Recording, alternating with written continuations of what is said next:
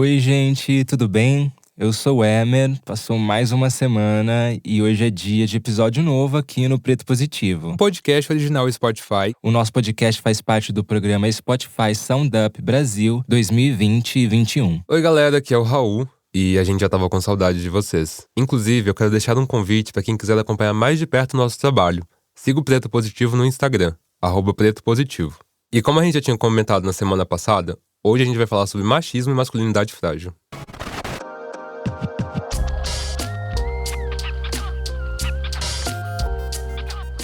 O racismo institucional afasta muitas famílias negras do sistema de saúde, que acabam não procurando um médico quando precisam. Várias pessoas pegam o diagnóstico de HIV quando já é tarde. São diversas barreiras que afastam pessoas negras quando a gente precisa do sistema de saúde.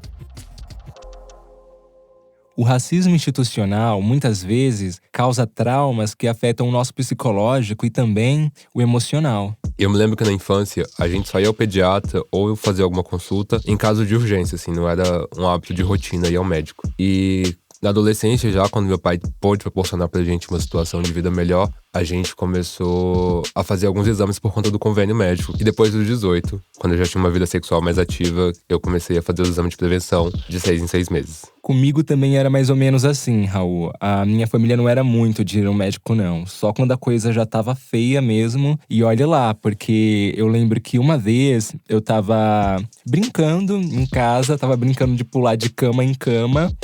E eu fui fazer isso, eu era moleque. Essa história é muito boa.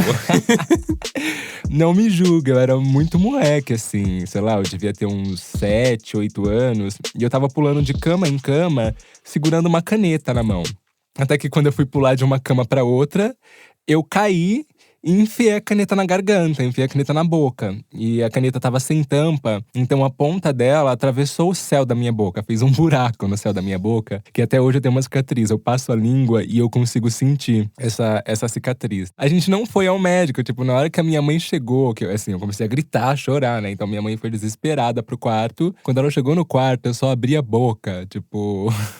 E começou a sair um monte de sangue, assim. Então, foi uma situação de desespero ali. Mas mesmo assim, a minha mãe cuidou de mim em casa mesmo. E é uma coisa muito louca, assim. Porque eu simplesmente podia ter morrido se aquela caneta tivesse entrado um pouco mais, saca? E mesmo assim, a gente não foi ao médico. Então, eu não cresci com o hábito de ir ao médico. Até porque, quando eu ia, era raro também eu me sentir bem atendido. E isso muitas vezes tem a ver com a cor da sua pele. Tem um programa que investiga casos de racismo no SUS, que é a Política Nacional de Saúde, onde a gente encontra informações de que pelo menos 11% dos pacientes negros já se sentiram discriminados dentro do sistema público de saúde. Esse é um dos motivos pelo qual famílias negras no geral não costumam se consultar. Mas quando se trata do homem negro, parece que a questão toma uma proporção maior ainda. O homem negro vive o estigma e o preconceito de ser aquele estereótipo do negro ideal, né? O homem negro que é forte, viril, que é provedor e que não pode demonstrar nenhuma fraqueza. Aquele homem negro que tem que se mostrar mais homem que todos os outros homens. Muita gente usa a expressão negão para se referir a homens negros. Esse termo expõe não só o racismo contra homens negros, mas também revela o machismo e a hipersexualização dos nossos corpos. E o fato de terem que corresponder a essa cobrança social afasta os homens negros do sistema de saúde. Porque para muitos de nós, se consultar e se cuidar é visto como falha na nossa masculinidade. Por expor que nós também temos nossas fraquezas e nossas vulnerabilidades, né?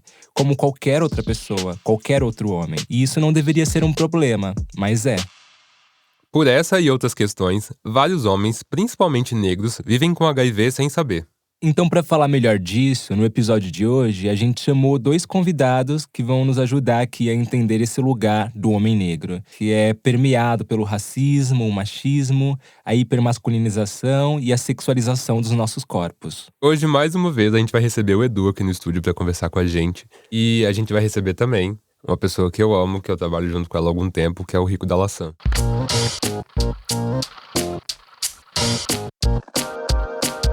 E agora, para aprofundar um pouquinho mais essa questão, a gente trouxe aqui de volta o psicólogo Eduardo Oliveira. Ele estava aqui com a gente na semana passada, no episódio anterior, que a gente falou sobre racismo estrutural no sistema de saúde. Então, vale a pena voltar lá para quem não ouviu, conhecê-lo, ouvir o episódio. O tema também é interessante. Tudo bom, Edu? Eu tô bem, como que vocês estão, meninos? Estamos ótimos. Estamos ótimos.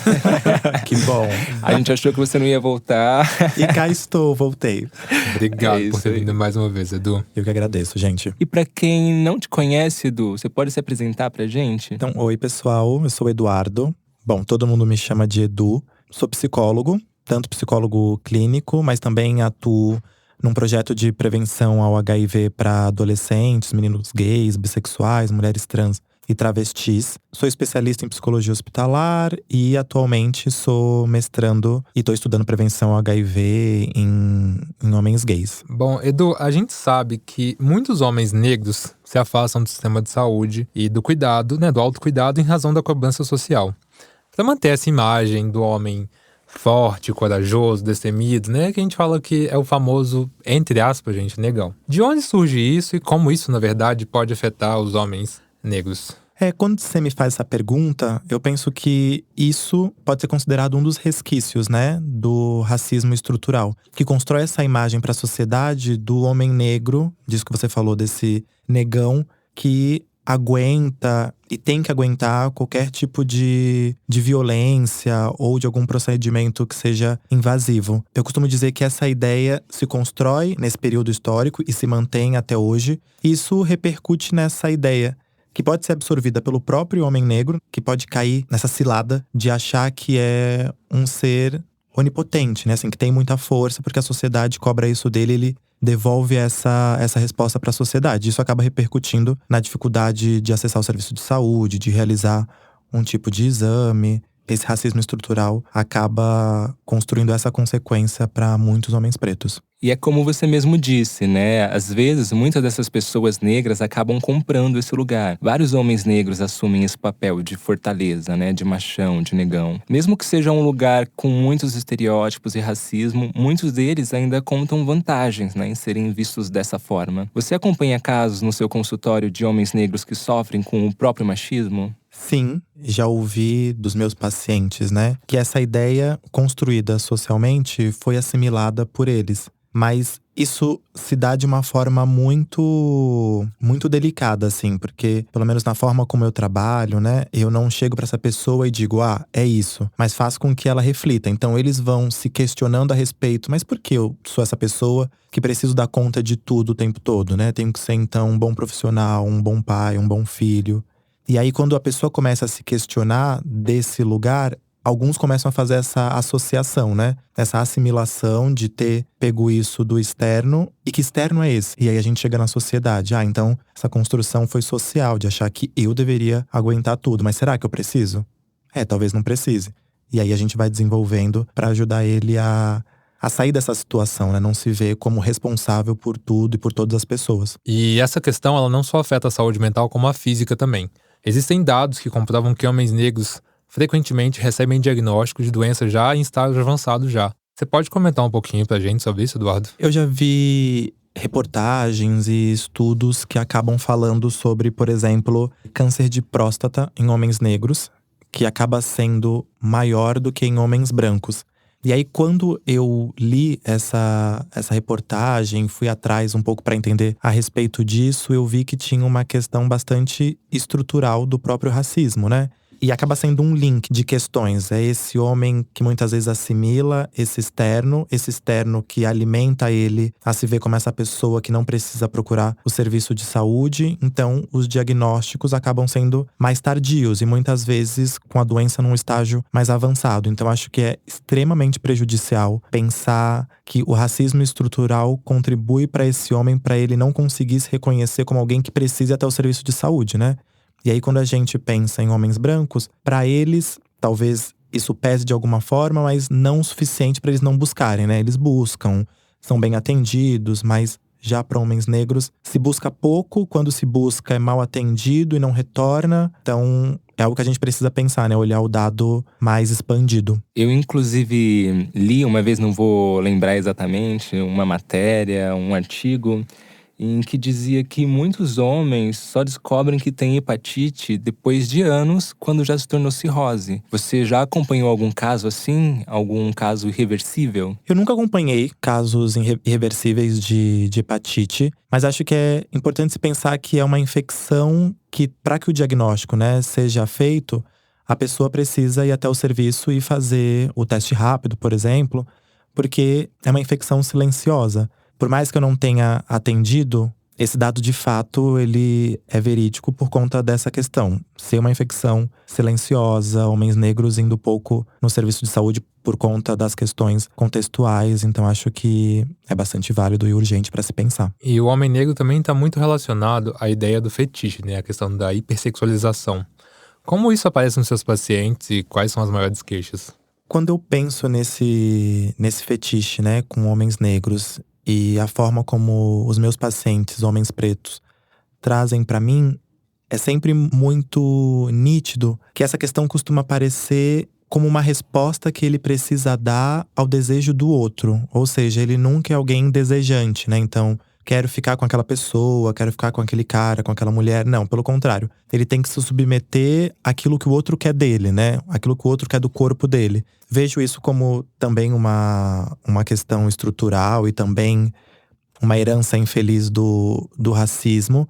E a forma como eu costumo trabalhar, né, na clínica com esses homens negros, também nos meus outros trabalhos, é fazer ele pensar em quais contextos ele ocupa, né? Porque ele não é somente o fetiche do outro, né? Ele também trabalha, ele também produz algo, ele também pode desejar sair, ficar com as pessoas, não só esperar que isso aconteça da parte dos outros com ele.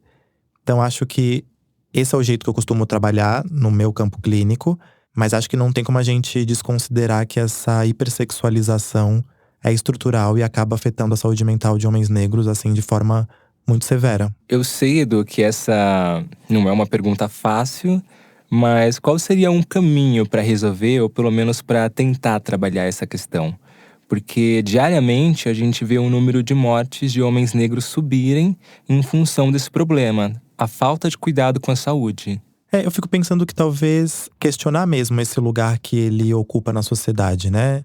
Fazer ele pensar, por exemplo, a respeito dessa fortaleza que se constrói na imagem do homem negro. Será que ele precisa de fato ser essa fortaleza? De onde que surge essa ideia de fortaleza para aí sim ele se questionar e ver que ele precisa buscar, por exemplo, o serviço de saúde. E muitas vezes ser muito, muito sincero com essa pessoa de que a discriminação ela pode acontecer, né? O racismo ele pode acontecer. Pode ser que quando ele chegue lá, alguém ache, enfim, que ele cai nesse estereótipo do homem negro como bandido, ou no estereótipo do homem negro que é muito forte e vai aguentar a medicação que o profissional de saúde passar.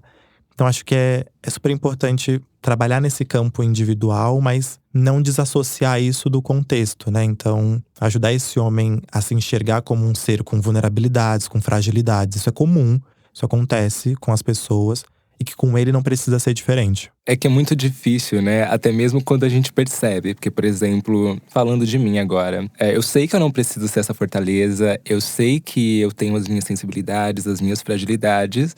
Só que mesmo sabendo de tudo isso, até hoje eu tenho dificuldade pra chorar, sabe? Às vezes eu tenho vontade de chorar e não consigo chorar. Não sei como chorar. E é muito complicado, porque por mais que eu tente desconstruir, que eu saiba de tudo isso, foram, sei lá, décadas, né? Agora eu tô com 27 anos. Então eu passei pelo menos uns 20 anos acreditando que eu tinha que ser essa fortaleza. Então é um processo mais recente, né? Eu percebi que eu não preciso disso. E mesmo sabendo, é muito difícil. Mesmo tentando trabalhar, ainda é difícil. Ai, eu já choro mesmo de boca aberta, gente. Não tem comigo. Assim, eu entendo todas as questões, mas eu já choro com tudo. Já desconstruiu. É isso, né? Acho que a ideia não é demonstrar que é uma tarefa fácil. Que, pelo contrário, gente. Tem pessoas que vão pra análise, tem pessoas que, enfim, são militantes da causa e ainda assim têm dificuldades, né? Eu também tenho as minhas dificuldades, né? Não é só porque eu sou psicólogo que isso já seja o suficiente pra eu saber lidar com essas questões. Então, não se cobrar também é importante, né? Saber que hora pode progredir, hora pode ser mais difícil, a depender de qual questão ali que tá sendo trabalhada. E você conhece algum programa, Edu, que aborda essa questão? Tem algum encontro de homens negros onde a gente possa discutir essa questão entre nós? Pensando assim, não me vem à cabeça algum encontro com homens negros, né? Onde possa acontecer essa discussão. Mas eu fico pensando que a gente pode utilizar as redes sociais, que eu acho que é um grande trunfo, que pode facilitar essa conexão entre homens negros. Por exemplo, o que vocês produzem, né, no Instagram de vocês, o que eu produzo no meu Instagram profissional, acho que já é uma forma de conectar essas pessoas pretas, esses homens pretos. É algo que eu faço no meu Instagram pessoal, né? Eu gosto desse conteúdo aqui, desse profissional. Deixa eu ver quem ele segue. E aí eu dou uma olhada pra ver quem são as pessoas pretas, as pessoas trans pretas que ele segue.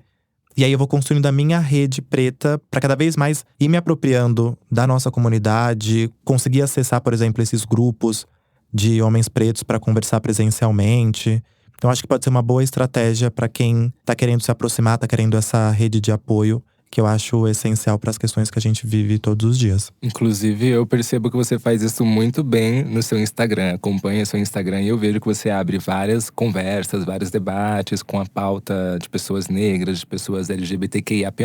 Então, acho válido você deixar aqui suas redes para quem tá te ouvindo, enfim. Então, gente, se você quer acompanhar esse conteúdo aí, o meu Instagram profissional é Eduardo Oliveira Psique. Eu faço, como o Emer falou, conteúdo tanto relacionado à prevenção HIV e outras ISTs, mas também relacionado à população preta. Então sigam lá. É isso aí, a gente agradece mais uma vez a sua participação. Foi…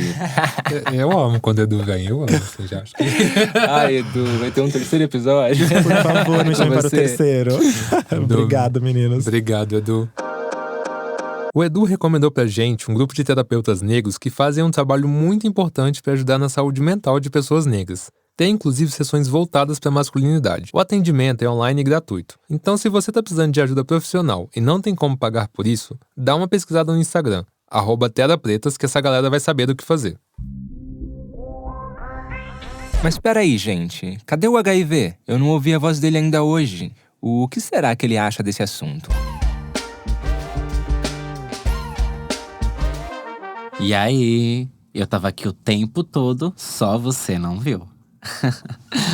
Mas pelo que eu pude ouvir até agora do episódio, essa questão da virilidade masculina é mesmo um babado.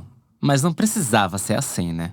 E isso me fez lembrar a história de um grande astro de Hollywood, que infelizmente veio a falecer em decorrência da AIDS. O nome dele era Rock Hudson. Nas décadas de 50 e 60, Rock foi queridinho de Hollywood. Famoso por seus papéis em grandes filmes de melodrama, como Tudo que o Céu Permite e Sublime Obsessão. O astro foi indicado ao Oscar pelo filme Giant, ou com o título brasileiro Assim Caminha a Humanidade. Pois bem, o Rock arrasava na atuação e não só nas telonas. Naquela época, um galã como ele tinha que se mostrar forte e viril para provar a sua masculinidade. O que ninguém sabia era que Rock vivia uma vida dupla. Quer dizer, muita gente questionava a sua sexualidade, e não que isso fosse dar conta de ninguém, mas esse assunto era uma baita fofoca nos bastidores hollywoodianos. Com medo de perder seus trabalhos e sofrer preconceitos, ele escondeu que era homossexual durante toda a sua carreira. Se assumir gay naquela época era como se você próprio ferisse a sua virilidade. E até hoje é desse jeito, né, gente? Mas naquela época era pior ainda. Assim, Rock Hudson passou grande parte da sua carreira mantendo em absoluto segredo o seu amor por homens. Mas em 1985, quando eu comecei a me espalhar por aí, eu acabei infectando ele também. Rock não falou a respeito do diagnóstico, mas como sua aparência começou a mudar drasticamente devido à força da minha infecção, em 1985, ele declarou ter sido infectado por mim em uma transfusão de sangue. Então, não é só a minha infecção que é uma questão séria, mas também o grande estigma da virilidade que homens enfrentam ao tentar se adequar em um ideal masculino que interfere em suas vidas amorosas, sexuais e em todos os seus relacionamentos. Pois é, HIV. Você trouxe essa referência mais antiga, né, do cinema, pra gente entender que isso não é uma questão que começou hoje. Mas pra quem não conhecia, vale lembrar que o ator Rock Hudson não era negro. Agora, trazendo um pouco mais pro nosso universo, se tratando de atores negros, a gente tem a história do Billy Potter, que fez sucesso na Broadway e ganhou também vários prêmios por outras grandes atuações. Ele atualmente faz parte do elenco de Pose, uma série que aborda o HIV na população negra dos anos 80, onde Billy vive o personagem Preytel, que é infectado pelo HIV e desenvolve AIDS. Mas o que ninguém imaginava é que a arte se juntaria à sua vida real. No ano passado, em 2021, Billy veio a público e declarou que também vive com HIV, isso desde 2007.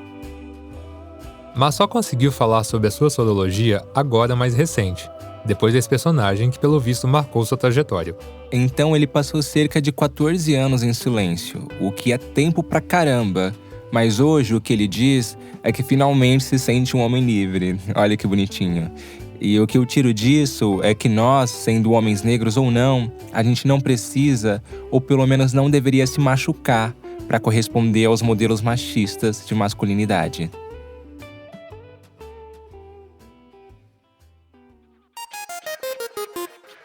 Agora que a gente está chegando aqui no último bloco, a gente vai receber o cantor Rico da Lação. Rico, obrigado por ter vindo e aceitado o convite e se apresente para os nossos ouvintes. Olá, eu sou, Rico da Lação, sou um poeta, antes de tudo.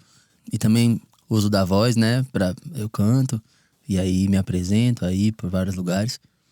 Mas antes de tudo, eu sou alguém que tem as palavras como um lugar onde eu tô sempre buscando, aprofundando, me relacionando mais. Se eu puder me descrever de alguma maneira, é dessa maneira que eu me descrevo. Bom, antes da gente entrar no nosso tema do dia, que é machismo e masculinidades, a gente gostaria que você contasse um pouco da sua história pra gente. Eu nasci em 89 pra 90. Essas 3 décadas que eu tô vivendo aí no mundo, acho que eu fui descobrindo os interesses e as coisas que mais me interessam. E dentro delas estão sempre como a gente reage às situações, como a gente reage emocionalmente aos acontecimentos. Tento organizar isso em palavras, que é o que me encaminhou para minha profissão. Eu tenho uma formação em audiovisual, mas as palavras é o lugar que me contempla pensar e sempre direcionado a como a gente reage às situações. Quase um universo da psicologia, né? Do comportamento. É o assunto que me interessa e que vai me descrevendo na vida. Acho que as pessoas com quem eu me relaciono, minha família, um relacionamento, amizade, as pessoas do trabalho, mesmo o público. Talvez ele vá ter noção um pouco da minha história, da parte que cabe a ele, ou que ele foi atrás saber. E sempre vai encontrar isso, alguém que tá lidando com o comportamento do outro, descobrindo o próprio comportamento, descobrindo como quer ser lido e o que tem feito para que isso não se cruze com a leitura errada, né? É muito fácil a gente querer ser lido de uma maneira e se comportar de outra e nunca entender por que o mundo não responde positivamente aos nossos impulsos, né? E fico sempre pensando sobre mim, as pessoas à minha volta também. Coisas de signo também me interessa. E assim vai, comportamento no modo geral, né? E se tratando da música, como é que foi a sua trajetória? Quando que o rap entrou na sua vida? A música, ela acontece na minha vida, primeiro através do pagode. O pagode num lugar, sendo a música principal do meu bairro, da minha casa. Acho que é a primeira música que eu vi ao vivo, sendo feita. É muito importante também, acho isso. A primeira música que você vê sendo feita ao vivo, porque escutar da rádio é muito legal. Mas ver fazendo, né? Todo mundo batendo as coisas, cantando, tocando violão, tocando um cavaquinho. Poderia ter sido rock, poderia ter sido outra coisa. Mas quando você vê todo mundo sorrindo e batendo lá suas coisas, seus instrumentos, isso me pegou. Mas a letra das músicas sempre foi a coisa que eu queria. Eu copiava, assim, pegava a revista que dizia a letra das músicas e fazia cópia, assim, tinha um caderno onde eu passava pra minha letra aquilo, eu queria ter aquilo na minha letra. E tal hora eu comecei a escrever minhas próprias. Disso, chegou uma hora que o rap me chamou assim, a atenção, o hip hop, por conta de comportamentos, sim. E aí, quando eu vi, eu tava ali praticando freestyle, indo nas batalhas de MC, e isso foi me configurando um MC. Isso você tinha quantos anos, assim, você acha? 14 aos 16, 17, eu tava muito no epicentro, assim, de achar o rap a solução de todas as mazelas do planeta. E aí, tá hora, comecei a gravar e comecei a trabalhar. Aí, 2015 pra 16, comecei a trabalhar com rap, com música. E aí, no caminho, fui me descobrindo na canção. E hoje, mesmo, pra sempre eu vou ser um rapper. Mas hoje já tô embebido pela canção e de fazer a canção, descobrir como ela é. E sempre vai se perceber um traço ali de alguém que pensou primeiro o poema no rap. E mesmo hoje, estando super imerso na canção, né? É muito louco isso, né? Porque a gente fala, é música, só música, rap é música, mas na verdade o rap também é uma forma de educação, né? Uma comunicação que chega ali na periferia, que chega ali na quebrada, né? E muita gente tem acesso à informação só por conta do rap, né? Tal hora é ideologia de vida. O rap às vezes é seu pai, o rap às vezes é sua mãe, o rap às vezes é o seu melhor amigo, o rap às vezes é o único jeito de você falar. O rap às vezes é você falando sozinho. Pra mim, muitas vezes foi. Eu falando coisas que só eu podia escutar sobre mim mesmo, na minha cabeça. Não tinha alguém na terra que pudesse escutar o tanto de coisas que eu tinha pra dizer sobre mim mesmo. E aí o rap foi ouvindo. Foi me ouvindo, tal hora fui falando pra fora também. Mas o rap pra mim primeiro foi eu falando pra dentro. Depois que foi eu falando pra fora. Bom, agora voltando um pouquinho ao tema do dia. O mundo do rap, por muito tempo, foi um lugar de, majoritariamente dizendo, machista, né? Masculino. E isso abriu margem pro machismo. Como isso atravessou a sua história? Se eu, por muito tempo, naturalizei, acho que é porque o machismo também esteve dentro de mim, internalizado de muitas maneiras. Ao mesmo tempo, eu sempre fui muito inclinado a essa procura, a esse desejo, a esse desbravado feminino em mim. Isso sempre, de alguma maneira, muito impresso na minha imagem, sobretudo. Hoje é menos na minha imagem porque isso tá muito mais internalizado. E já não é uma demanda ali mais adolescente de dizer isso através da imagem. Posso dizer isso de outras maneiras, viver, inclusive, né? O feminino que existe em mim. Mas o que não impede os machismos desenvolvidos pela vida.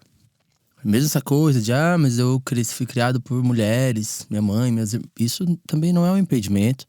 E não dá a carteirinha de não machista também para as pessoas, eu acredito. Porque no paralelo as masculinidades estão sendo tecidas, e grande parte delas estão no molde onde ela existe num lugar de superioridade porque ela inferioriza o feminino.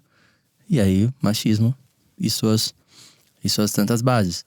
Agora, pensar o rap, antes de ter as noções sobre mim, sobre minha sexualidade, sobre tantas coisas, eu só tinha olhos pra uma coisa no rap. Era um lugar onde ser um menino negro fazia um sentido maior do que em qualquer outro lugar. E eu tinha olho pra isso, não pras outras coisas. E aí eu fui crescendo e fui vendo que legal, é um lugar que me acolhe. Mas ele também tem mil coisas aqui que se eu trouxer das que me identificam, talvez esse acolhimento não exista tanto. Só que antes de provar disso, eu pensei, cara, eu sou tão rap que eu me autorizo a inventar lugares novos dentro dessa cultura. E foi o que eu fiz. Eu fui inventar um outro lugar. Porque eu via que tinha várias pessoas ali suprimindo outras partes das suas identidades, outras partes do que as identificam na sociedade, para além de ser uma menina preta, um menino preto, num lugar um pouco confortável que o hip hop traz. Tinha outras coisas para serem colocadas ali à vontade também. E aí eu fui criar esse lugar, meio sem saber. Mas isso, com o tempo, foi beneficiando muita gente que se via também na mesma situação e não via caminho. Porque era majoritariamente o imaginário do masculinizado, do masculino, colocando todas as outras coisas num lugar possivelmente de ameaça.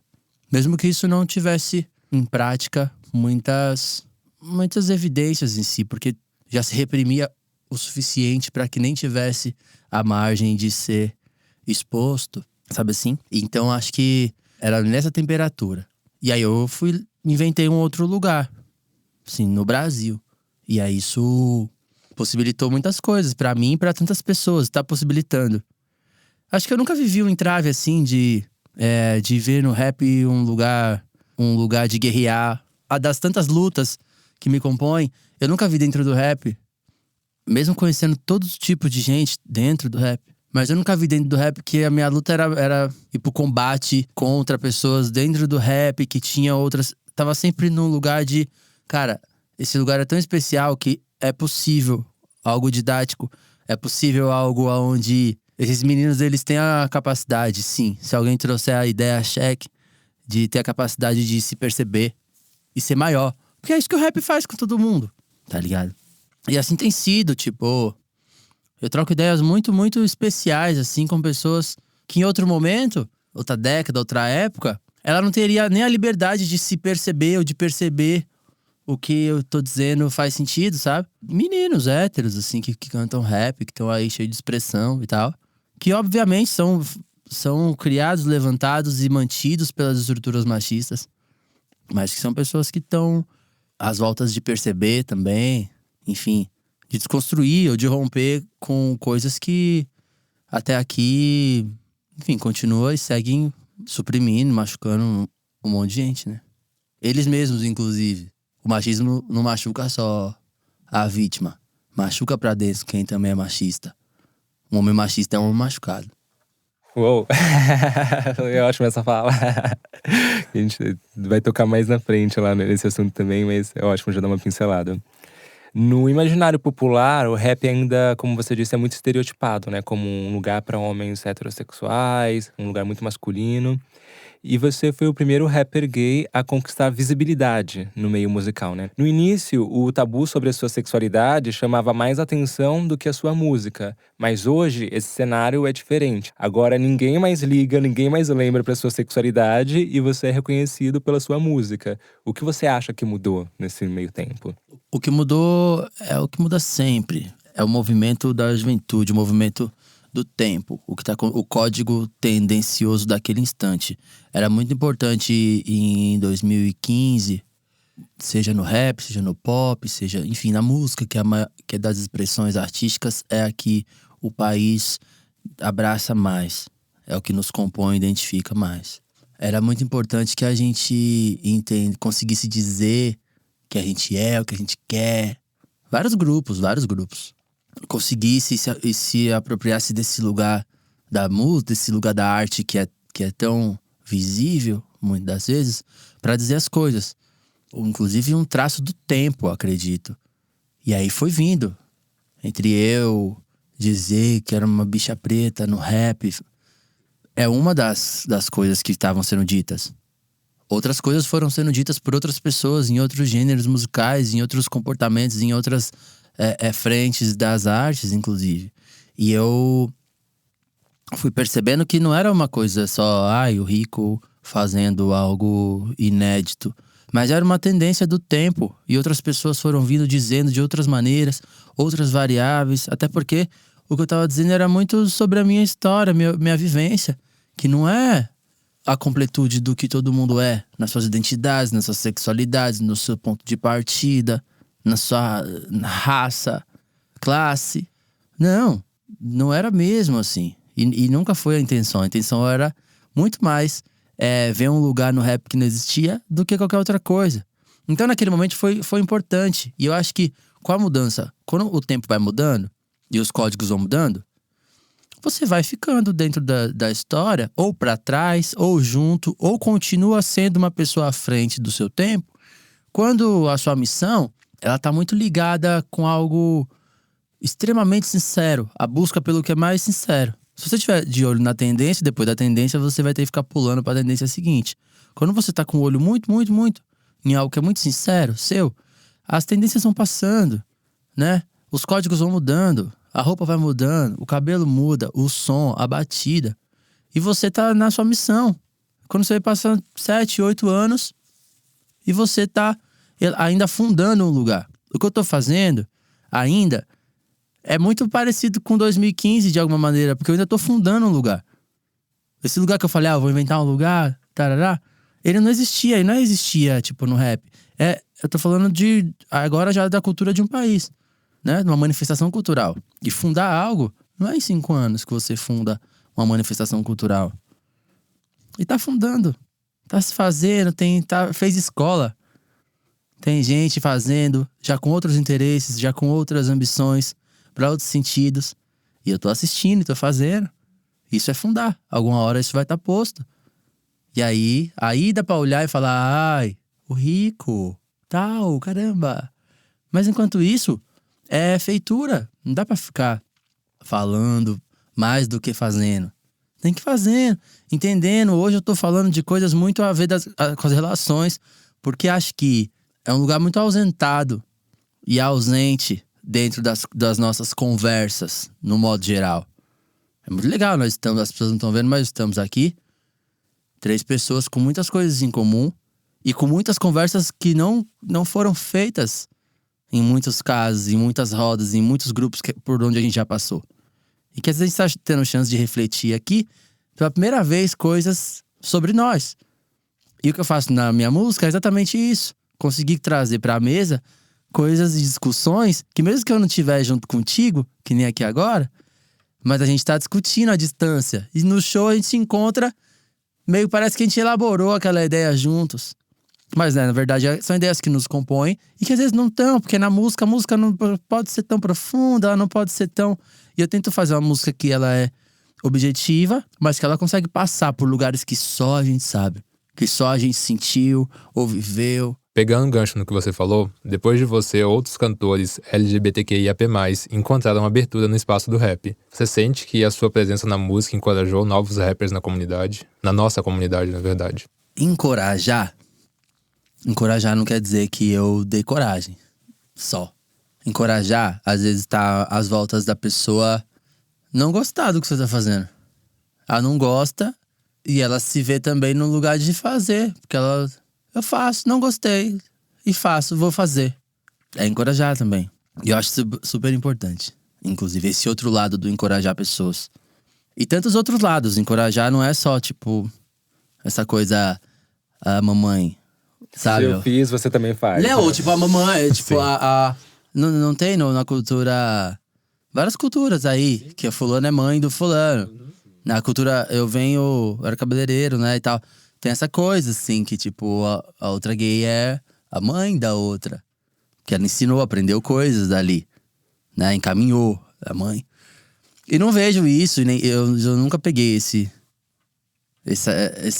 rumo, assim, porque eu acho que não é. Minha missão na Terra, no que eu tô fazendo, não tem a ver, não passa por esse lugar. E aí, as outras pessoas, elas vão chegando de alguma maneira. Primeiro criticando, depois fazendo, muito semelhante, depois encontrando o seu próprio caminho. E eu acho que no amadurecimento das coisas, as pessoas vão reconhecendo, vão se melhorando. Quando a pessoa se melhora ali na sua grandeza como gente, ela vai reconhecendo o que de fato a inspirou. Até porque, uma conversa muito nossa aqui, muitos meninos gays, pretos, por conta dos tantos referenciais e idealizações que os foram propostas ou foram colocados como um ideal mesmo de padrão de ser, não consegue reconhecer no outro menino gay preto várias coisas. Várias coisas. Nem competências, nem beleza, nem amor, nem várias coisas. Porque foi colocado, inclusive, que se é pra ele ser feliz, se é pra ele desejar, se é pra ele ter como ref, tem que ser o contrário. E criar um lugar onde a pessoa vai ter você, que é um ser super inacabado ainda, como referência, é um lugar muito difícil. E é muito caro, inclusive. Imagina eu ter o desejo de ser ref de alguém. Eu, um ser todo despedaçado, com coisas muito inacabadas, ideias muito mal elaboradas ainda sobre tantos assuntos. Só que isso vai acontecendo, porque o tempo não espera. Quando você vê, tem gente querendo ser alguma parte sua, ou você inteiro, ou o que ela imagina de você, e você ali inacabado. Então, assim vai indo, e no caminho você vai entendendo que isso tem a parte muito bonita. Quer dizer, a primeira vez que a pessoa viu alguém semelhante a ela, uma bicha preta viu outra bicha preta e falou, mano, é isso aqui. Primeira vez que ela se desprendeu de um lugar onde ela, quanto bicha preta, tentava minimizar a potência que ela é quanto bicha preta, seja em seu cabelo, seja em sua seu rosto, seja na sua roupa, seja no que ela for, que ela aproximava mais do que o padrão tava oferecendo a ela, pra falar, não, você é isso aqui sou eu também, isso aqui, pô, é tão mais próximo ser foda a partir de alguém que é semelhante a mim. E eu sei, eu fui pra várias pessoas essa primeira imagem. Isso já, pô, podia parar por aqui a vida, né? Como você disse, tem esse outro lado, né? Que vem justamente da desigualdade, né? Peraí, são poucas vagas, a gente tem aqui uma vaga e já tem uma pessoa ocupando essa vaga. Então as outras pessoas automaticamente vão começar a ver como concorrência, né? Peraí, eu tenho que tirar essa pessoa dessa vaga pra eu conseguir essa vaga, né? É o que é posto pra nós em tantas coisas. Nessa indústria do um de cada, são muitos talentos, muitas pessoas mágicas e às vezes uma possibilidade só. E aí ali a pessoa já fica crítica pra dizer: isso aí não é tão bom assim pra estar ocupando esse lugar. Peraí, que eu vou mostrar uma coisa um pouco melhor. E assim vai. E é legal quando alguém consegue. Até agora, no meu caso, que não teve. Porque também rap é uma coisa muito específica, horas de voo, tarará. Rap não é uma, tipo, não sei, mas não dá pra você se tornar um rapper do nada porque você ouve a Nicki Minaj. Não dá. Isso eu posso dizer do fundo do meu coração e do fundo das coisas mais técnicas. Não dá, rap é horas de voo, outras coisas não sei. Mas rap não dá. Você pode emular, você pode achar ali, entendi o código, sei fazer o flow. Sei fazer o flow, sei rimar, sei. Isso tudo é muito possível, porque é uma capacidade técnica que você repete, adquire. Criar flows, você ter o salse da coisa, de fazer a rima ali, ela vem. Nem eu sei de explicar. Porque é uma coisa que junta tudo, junta corpo, junta espírito, junta o que você fez com as palavras. E quando você vê, não precisa nem ter a capela mesmo, aquilo tá envolvendo as pessoas. Então, tem que ter paz, né? Tem que ter alguma paz de falar, você sabe o que você tá fazendo, você sabe o que… Se você sabe o que você tem pra entregar pro mundo, você tem que deixar, as coisas vão vindo, vão passando, ou vão ficando, vão abrindo para os seus próprios espaços. E é meio que essa natureza da posteridade, enquanto as coisas vão acontecendo, vão passando, entendeu?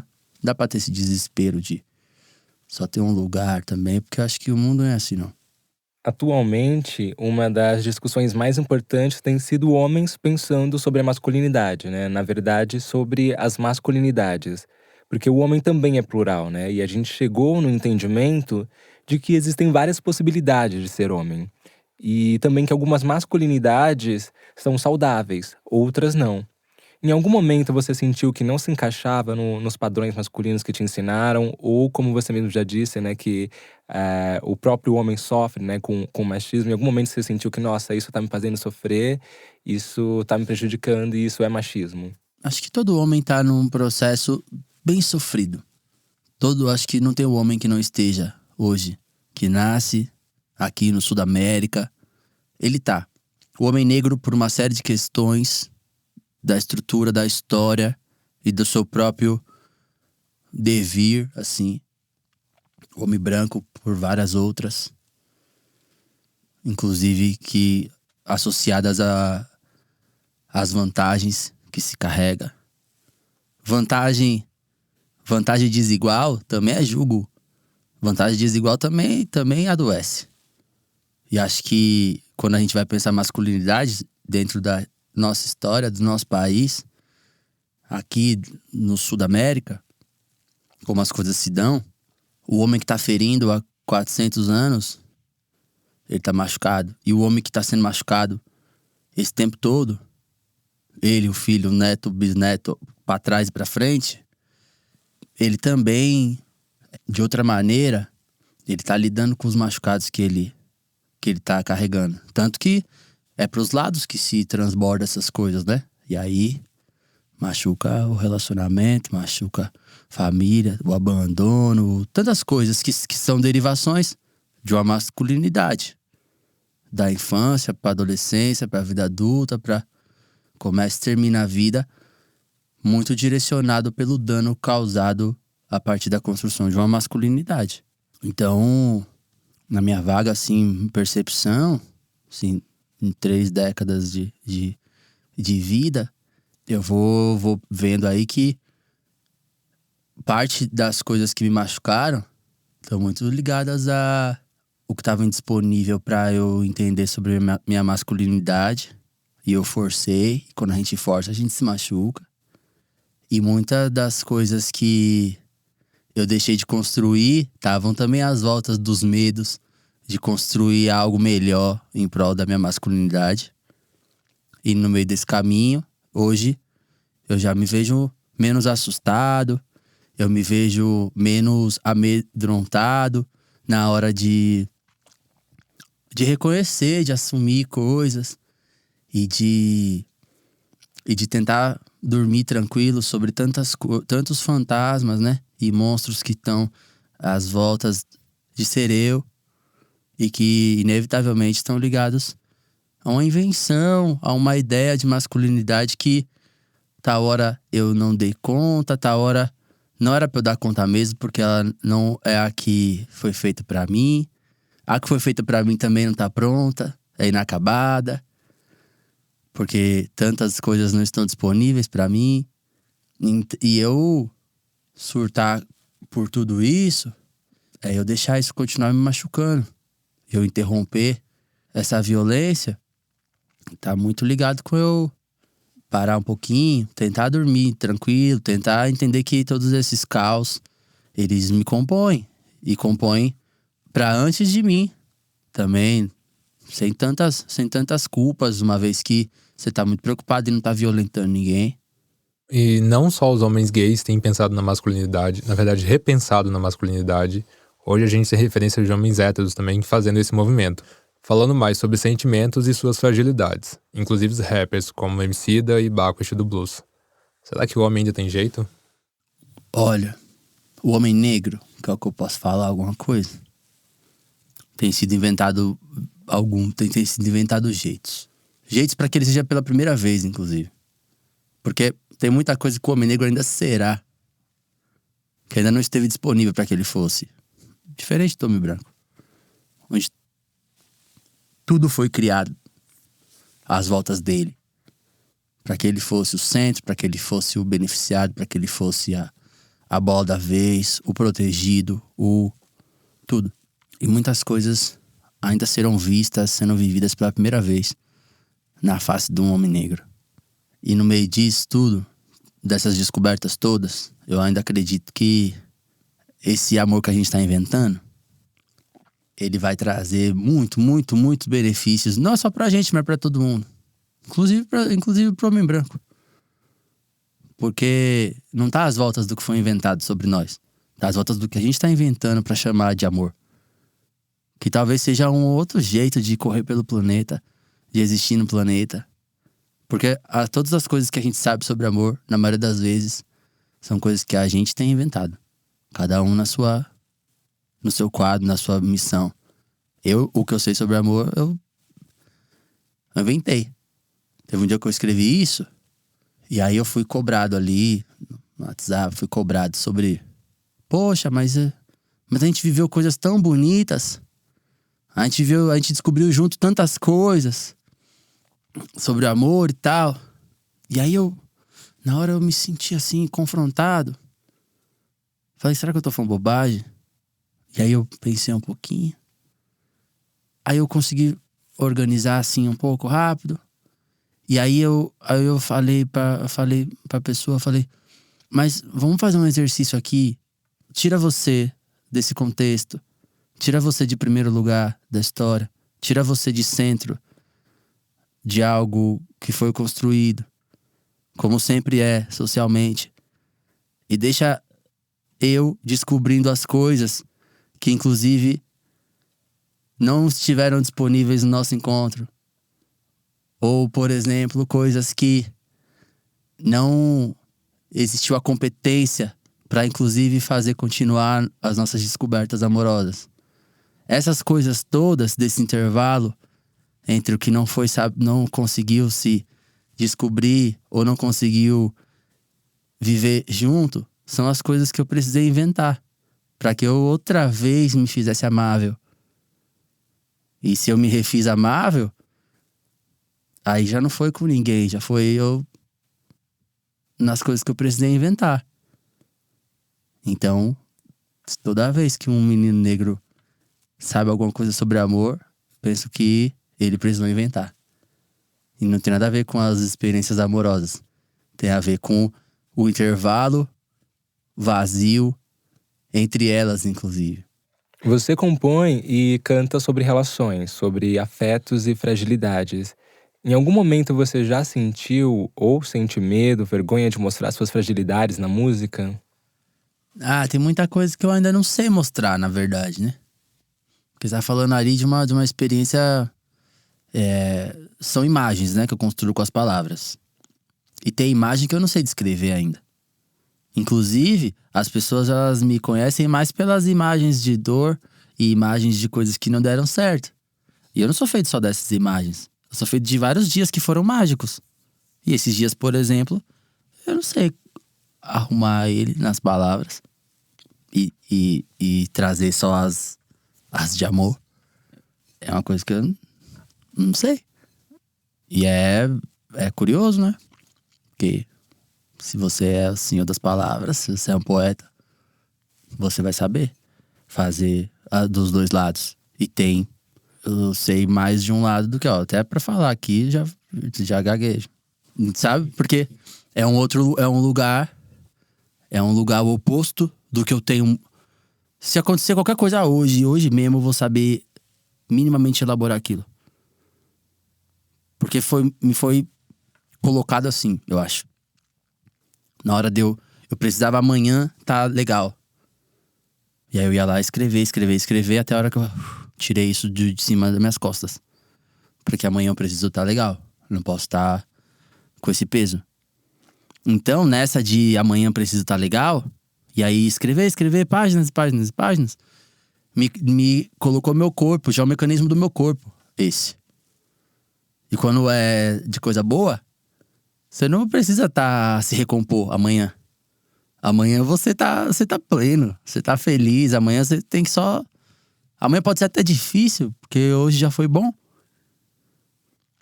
E aí você não desenvolve a capacidade de organizar isso.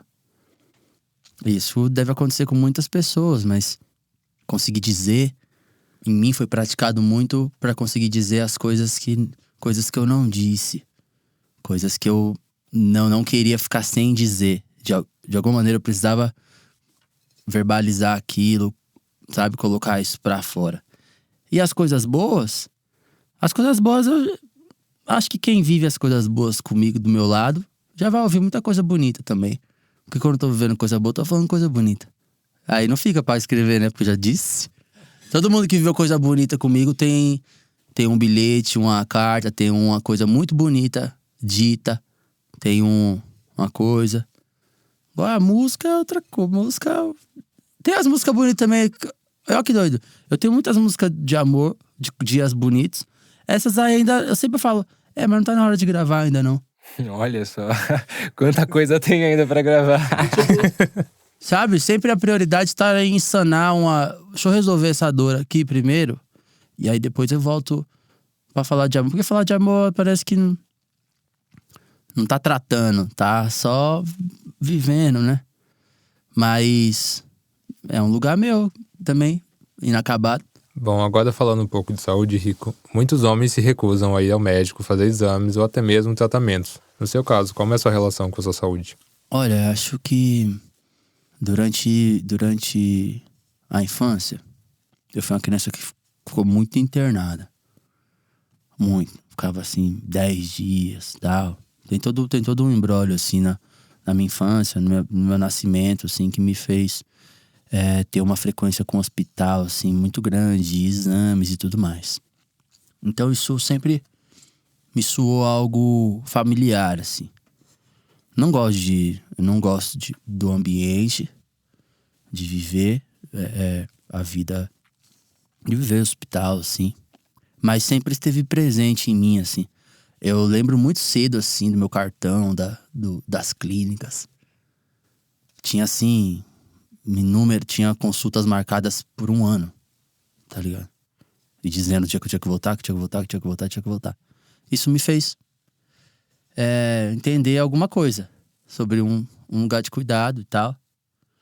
Disso para as coisas da vida, quando você já fica mais adulto, que não vai ter tua mãe, ninguém pra te dizer, ó, tá doendo um dente, tá doendo uma coisa, você tem que marcar uma consulta, um ortopedista, alguma coisa. Aí quando vem a vida sexual, você vai entendendo os cuidados para além do corpo, o que você precisa ter, de testar, de estar indo e tal. Isso foi se dando, eu acho que a transição entre uma vida, uma saúde que é você mesmo que cuida, quando não é alguém que te responsável por você. Essa transição foi acontecendo, assim. No momento que eu tinha convênio médico ainda.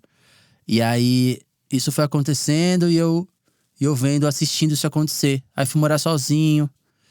E acho que nesse tempo eu fui entendendo coisas que iam continuar. Pra mim sempre vai continuar.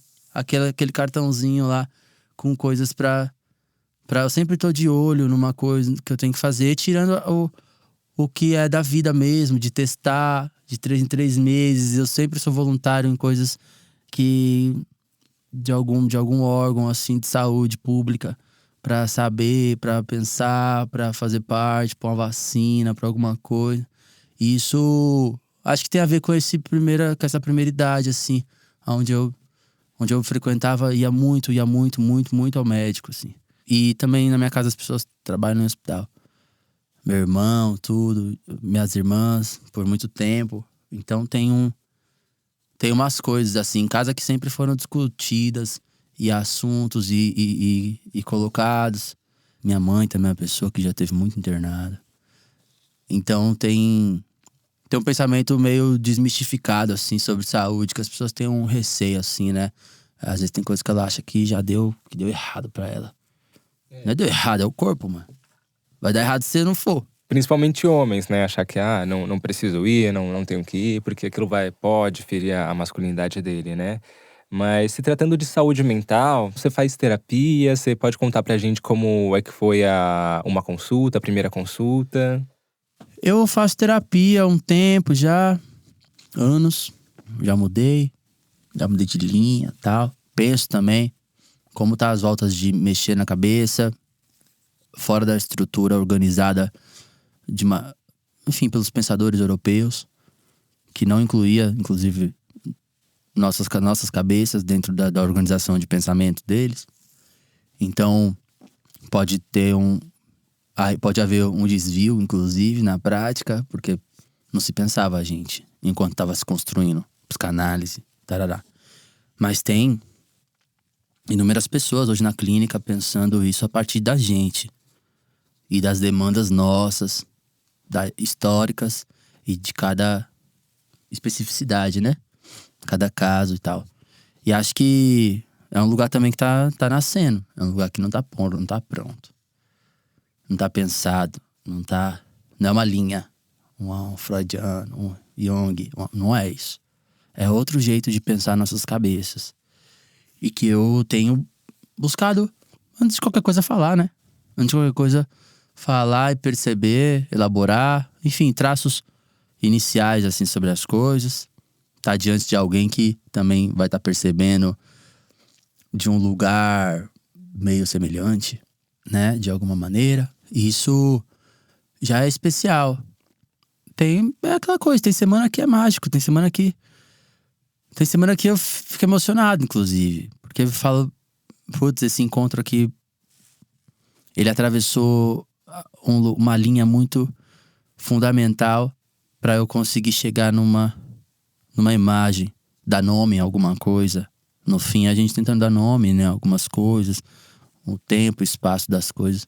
E isso, outras semanas você vai me vejo dizendo assim, mais para ser percebido do que pra perceber junto. Aí tal hora eu percebo e aquilo é grandioso demais para mim. Mas como é uma coisa que me interessa, sempre é grandioso para mim.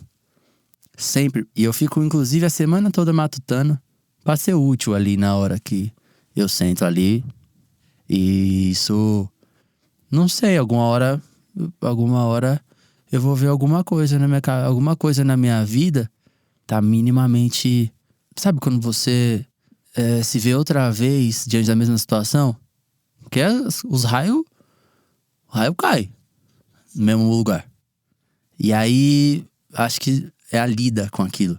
Quando você tá diante de novo de uma coisa, de uma rejeição aguda, de um abandono agudo, coisas que pode estar às voltas de qualquer ser humano, mas dentro das nossas especificidades, tem outra latência, outra batida, outro jeito de lidar.